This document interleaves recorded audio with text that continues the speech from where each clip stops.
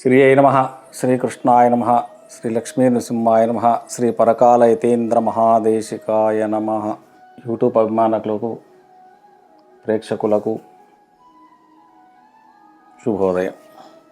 ఈరోజు మనం బృహస్పతి, సంవత్సరానికి ఒకసారి మారే బృహస్పతి ఒక రాశిలో నుంచి ఇంకో రాశిలోకి ప్రవేశించే ప్రయత్నం చేస్తూ ఉంటాడు. అయితే ఈ సంవత్సరం మే 1వ తారీఖు, కొన్ని పంచాంగాల్లో 28 ఏప్రిల్, 29 ఏప్రిల్ ఈ విధంగా ఉన్నాయి. ఎవరెవరి గణితం వాళ్ళది. మనం మే 1వ తారీఖు నుంచే చూసుకుందాం. మే 1వ తారీఖు నుంచి వచ్చే సంవత్సరం మళ్ళీ మే వరకు బృహస్పతి వృషభ రాశిలో సంచరిస్తాడు.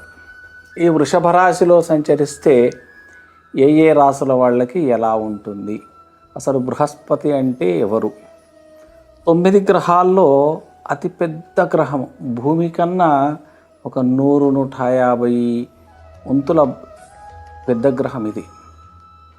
అయితే ఒక పెద్ద రాయి వచ్చి చిన్న వస్తువు మీద పడితే ఎట్లా నలిగిపోతుందో, ఒక రాశిలో నుంచి ఇంకో రాశిలోకి ప్రవేశించినప్పుడు కూడా ఆ రాశి మీద ఆ ప్రభావం పడుతుంది. అయితే దీనికి బృహస్పతి అని ఎన్నో రకాలుగా చెప్పుకుంటూ ఉంటాం. మనం ఇంగ్లీష్లో జూపిటర్ అంటారు. ఈ గ్రహము ఈక్వల్ టు విష్ణు స్వరూపుడు అని చెప్తారు. అంటే దేవతలకే గురువు ఈయన, విష్ణు స్వరూపం అని కూడా మనం చెప్పుకుంటూ ఉంటాం. అయితే మనం మామూలుగా జాతకాలు అయ్యగారి దగ్గరికి పోయి అడిగినప్పుడు, అయ్యగారు గురుబలం బాగుందా, పెళ్లి చేయాలి, గురుబలం బాగుందా అంటే ప్రతి విషయానికి మన జాతకంలో కానీ మన గోచారంలో కానీ గురుబలం ఉంటేనే ముందుకు వెళ్ళే ప్రయత్నం చేస్తూ ఉంటాం. వివాహానికి కానీ, ఇల్లు కట్టడానికి కానీ, అమ్మాయి వివాహం చేయాలి, అబ్బాయి వివాహం చేయాలి, ఉద్యోగం వస్తుందా, చదువు బాగుందా, ఇవన్నిటికి కూడా కారకుడు ఆయన్నే. అయితే సాధారణ బృహస్పతి రాశిలో ఉండి దశమంలో శని ఉండడం వల్ల ఈ సంవత్సరం వృషభంలో ప్రవేశించి అక్కడి నుంచి 10వ స్థానంలో శని ఉండడం వల్ల కొన్ని అనర్థాలు కూడా జరగడానికి ఆస్కారం ఉంది.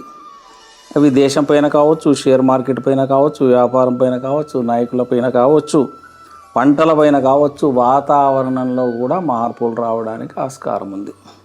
ఇకపోతే బృహస్పతి ఏం చేస్తాడు? ధైర్యాన్ని ఇస్తాడు. మంచి స్థానంలో ఉంటే ధైర్యాన్ని ఇస్తాడు, పాపస్థానంలో ఉంటే ధైర్యం కోల్పోతాడు. న్యాయాన్ని ఇస్తాడు, విద్యా విషయాన్ని, వినయం విషయాన్ని, సంతాన విషయాన్ని, భాగ్యం విషయాన్ని, ఆ తర్వాత ఉద్యోగము, బుద్ధి, జ్ఞానము, వివాహము, ఇటువంటి విషయాలకు ఈ యొక్క బృహస్పతి కారకుడవుతున్నాడు.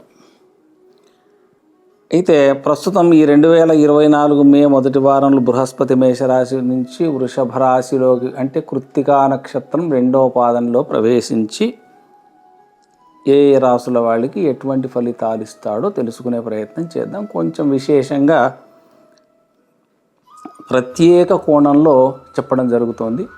మీ జాతకంలో అంటే మీకు మీ రాసులలో నేను చెప్పినటువంటి కొన్ని జరిగినట్టయితే దాన్ని నాకు వాట్సాప్ ద్వారా చెప్తే ఇంకా సంతోషిస్తాను. అందరు చెప్పినట్టు కాకుండా కొంత ప్రత్యేకంగా చూసి చెప్తున్నాను.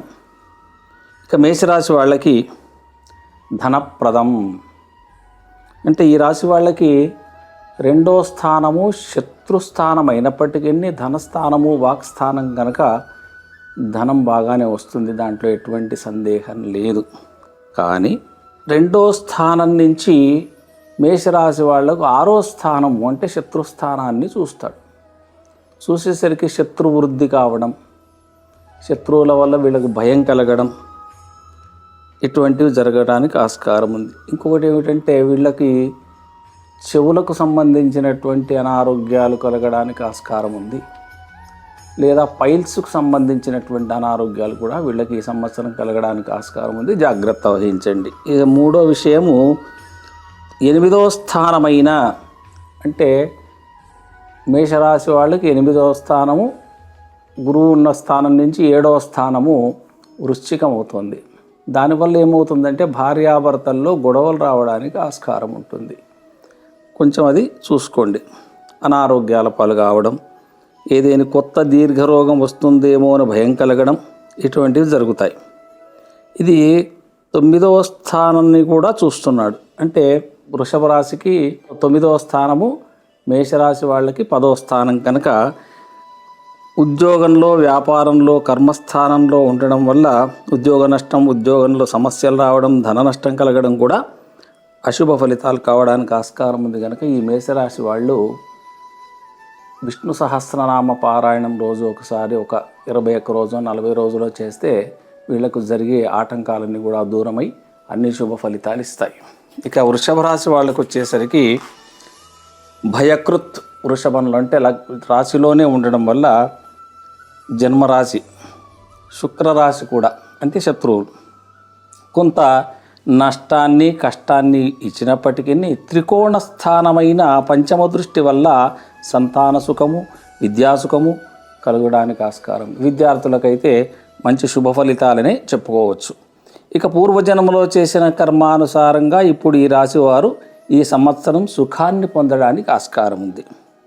ఇక సప్తమ దృష్టి వృశ్చికం పైన ఉండడం వల్ల భార్యాభర్తల్లో అన్యోన్యత తగ్గి గొడవలు రావడం, వ్యాపారులైతే వ్యాపార నష్టాలు కలగడం, ఆ తర్వాత 9వ దృష్టి వల్ల ఉత్తమంగానే ధర్మకర్మలు చేయడం, ప్రతి పనిలో వృద్ధి కలిగి ఆనందంగా ఉండడానికి ఆస్కారం ఉంది. ఇక మిథున రాశి వాళ్ళకి పీడాదాయకం అంటే పీడను కలిగిస్తాడు. ఈ రాశి వాళ్ళకి 12 వ్యయస్థానంలో బృహస్పతి వల్ల తన రాశి నుండి 4వ స్థానమైన మాతృభావం పైన పడడం వల్ల తన తల్లికి అనారోగ్యాలు కలగడానికి ఆస్కారం ఉంది. తల్లికి కష్టాలు రావడము, ధన నష్టం కలగడము, బుద్ధి భ్రమణం కలగడం కూడా జరగవచ్చు. ఇకపోతే సప్తమ దృష్టి తన రాశికి 6వ స్థానం కావడం వల్ల కూడా అశుభ ఫలితాలు ఇస్తాయి. శత్రువులను పెంచుతాడు, జాగ్రత్త పడండి. ఇకపోతే తన రాశి నుండి 8వ రాశి పైన దృష్టి పడడం వల్ల బంధుమిత్ర విరోధం, బ్రాహ్మణ శాపం కలగవచ్చును, జాగ్రత్త పడండి. ఈ రాశి వారు కూడా ప్రతి రోజు విష్ణు సహస్రనామ పారాయణం కానీ, బృహస్పతి జపం కానీ, గాయత్రి జపం కానీ చేసుకున్నట్టయితే శుభ ఫలితాలు వస్తాయి. ఇక కర్కాటక రాశి వాళ్ళకి లాభప్రదం. ఈ రాశి వాళ్ళకి లాభంలో బృహస్పతి రావడం వల్ల ఆకస్మిక ధనలాభాలు వస్తాయి. ఈ రాశి వాళ్ళకి 3వ స్థానమైన పరాక్రమ స్థానం పైన బృహస్పతి దృష్టి పడడం వల్ల మనస్సులో ఏదో రకమైన భయం కలిగి పరాక్రమ నష్టం, ధైర్యం కోల్పోవడం, తను చేసిన కర్మల వల్ల నష్టం కలగడం. ఇక సప్తమ దృష్టి వల్ల తన రాశికి 5వ భావం కావడం వల్ల సంతాన సుఖం కలుగుతుంది.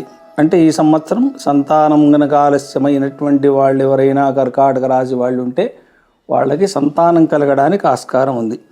తన రాశికి 7వ రాశి అయిన గురువుకు భాగ్యం 9వ దృష్టి వల్ల భార్యాభర్తలలో సమస్యలు రావడం, అశుభ వార్తలు వినడం జరుగుతుంది. వీరు భాగ్య సూక్తం పారాయణం చేసుకుంటే శుభ ఫలితాలు వస్తాయి. ఇక సింహరాశి వాళ్ళకి ధైన్యప్రదం దీనావస్థ వీళ్ళది. బృహస్పతి 10వ ఇంటికి మారడం వల్ల ఉద్యోగ నష్టం లేదా సమస్యలు రావడం, ఉద్యోగంలో, వ్యాపారులైతే వ్యాపారంలో నష్టాలు రావడం, తన రాశి నుండి 2వ వాక్కు స్థానమైన దృష్టి పడడం వల్ల మీ వాక్కులో కఠినత్వం రావడం, కోపం పెరగడం జరుగుతాయి. ధనహీన స్థితి రావడం, ప్రతి పైసకు ఆలోచించాల్సి రావడం జరుగుతుంది. శాంతం వహించి బృహస్పతి స్తోత్ర పారాయణం మంత్రపం చేస్తూ ఉండండి, అన్నీ సమకూరుస్తాయి. ఇక కన్యారాశి వాళ్ళకు వచ్చేసరికి సౌఖ్యం.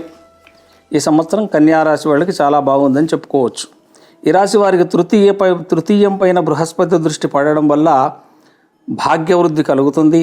5వ పైన దృష్టి పడడం వల్ల సంతానంతో కొన్ని ఇబ్బందులు రావడానికి ఆస్కారం ఉంది. తీర్థయాత్రలు చేస్తారు, విశేష ప్రఖ్యాతిగాంచిన క్షేత్ర దర్శనాలు చేస్తారు, ఆనందంగా ఉంటారు. ఇక తులారాశి. ఈ రాశి వారికి రోగప్రదం. 2వ రాశి అయిన బృహస్పతి దృష్టి పడడం వల్ల తన రాశి నుండి 8వ స్థానంలో బృహస్పతి రావటం వల్ల 4వ స్థానం పైన బృహస్పతి ప్రభావం పడడం వల్ల తల్లికి అనారోగ్యం కలగడానికి ఆస్కారం ఉంది. తనకు కూడా అనారోగ్యాలు కలగడానికి కూడా ఆస్కారం ఉంది. దీర్ఘ రోగాలు రావడానికి ఆస్కారం ఉంటుంది. షుగర్ వ్యాధి కానీ, బీపీ కానీ రావడానికి ఆస్కారం ఉంది. శ్రద్ధ వహించండి, మీరు శివారాధన చేసుకుంటూ ఉండండి. బృహస్పతి శాంతి జరిపించినట్టయితే శుభ ఫలితాలు వస్తాయి. ఇక వృశ్చిక రాశికి వచ్చేసరికి 7వ బృహస్పతి ఉండడం వల్ల పరాక్రమ స్థానాన్ని చూడడం వల్ల కష్టతరంగా ధనలాభం వస్తుందంటే ఈజీగా వీళ్ళకి ధనం రాదు. స్త్రీ విరోధం కలగడానికి ఆస్కారం ఉంది, జాగ్రత్త పడండి. వివాహమైన వారైతే భార్యాభర్తల మధ్య గొడవలు రావడానికి కూడా ఆస్కారం ఉంది. తల్లికి అనారోగ్యం కలుగుతుంది, తమలో ఉన్న ధైర్యం కోల్పోవచ్చు. వీరు బృహస్పతి జపం శనగలు దానం చేసినట్టయితే శుభ ఫలితాలు పొందుతారు. ఇక ధనుస్సు రాశికి వచ్చేసరికి శోకదహ అంటే శోకాన్ని ఇస్తుంది. ఈ రాశి వారికి బృహస్పతి తన రాశి నుండి 6వ స్థానంలో ఉండడం వల్ల చాలా కష్టాలు ఎదుర్కోవలసి వస్తుంది. ధన నష్టం, కార్యహాని, నిరుద్యోగ సమస్య వల్ల బాధలు, దుఃఖాన్ని కూడా ఇస్తాడు. ద్వితీయం పైన వ్యయం పైన అంటే ద్వితీయం అంటే 2వ స్థానం పైన వ్యయం పైన పడడం వల్ల ఇటువంటి ఫలితాలు ఇచ్చే అవకాశం కనిపిస్తుంది. జాగ్రత్త పడండి. ప్రతిరోజు విష్ణు సహస్రనామ పారాయణం కానీ, బృహస్పతి జపం కానీ, వైష్ణవ క్షేత్ర దర్శనం కానీ చేస్తే కొంత ఉపశమనం కలిగి సుఖాన్ని పొందుతారు. ఇక మకర రాశి వాళ్ళకు వచ్చేసరికి సుఖము, సౌఖ్యము రెండూ ఉన్నాయి. ఈ రాశి వారికి 5వ స్థానంలో బృహస్పతి ఉండడం వల్ల సంతాన నష్టం కలగవచ్చు. భాగ్యదృష్టి కూడా అంతగా శుభప్రదం కాదు కనుక వీరికి కూడా అంతగా శుభ ఫలితాలు రాకపోవచ్చు. బృహస్పతి నీచ దృష్టి వల్ల ధనహాని, ప్రతి కార్యంలో ఆటంకాలు, ఉద్యోగ నష్టం, కోపం పెరగడం, ఇతరులను మోసం చేసి సంపాదిద్దామా అనే దురాలోచన రావడం కూడా జరగడానికి ఆస్కారం ఉంది. ఇక కుంభరాశి వాళ్ళకి ధననాశంచ. ఈ రాశి వారికి 4వ బృహస్పతి వల్ల ధననాశనము, 8వ దృష్టి వల్ల అనారోగ్య సమస్యలు రావడం, 9వ దృష్టి తన రాశికి 12వ వ్యయం కావడం వల్ల కూడా శరీర పీడ, మనస్సు చంచలంగా ఉండడం, ధన నష్టం కావడం జరుగుతుంది. జాగ్రత్త పడండి. ఇక మీనరాశికి వచ్చేసరికి తృతీయంలో ఉండడం వల్ల వైవాహిక సుఖం. ఈ రాశి వారికి వివాహం కాకుంటే ప్రయత్నించండి, ఈ సంవత్సరం వివాహం అయిపోతుంది. ఇక 9వ భావం పైన కూడా బృహస్పతి దృష్టి పడడం వల్ల భాగ్యలాభం అంటే ఏదైనా కొత్త ఉద్యోగం కానీ కొత్త విషయాల్లో వీళ్ళకి లాభాలు కలగడానికి ఆస్కారం ఉంది. ఇక 11వ స్థానం పైన దృష్టి పడడం వల్ల ఆకస్మిక ధనలాభం కూడా వీళ్ళకి కలగడానికి ఆస్కారం ఉంది. కానీ తృతీయంలోకి రావడం వల్ల సోదర సోదరీమణులచే గొడవలు కానీ కష్టాలు కానీ రావచ్చు. కొంత వారిని దూరం పెట్టడం వల్ల అన్నీ సర్దుకుపోయి శుభాలు కలుగుతాయి. జయ శ్రీకృష్ణ. నేను చెప్పినటువంటి దాంట్లో ఏ రాశి వాళ్ళకి ఏమేమి జరిగాయో ఇక్కడ ఉన్నవి సరిపోయినట్టయితే నాకు వాట్సాప్ ద్వారా చెప్తే నేను ఇంకా కొంచెం కొత్త ప్రయత్నం చేద్దామనే ఆలోచనలో ఉన్నాను. జయ శ్రీకృష్ణ.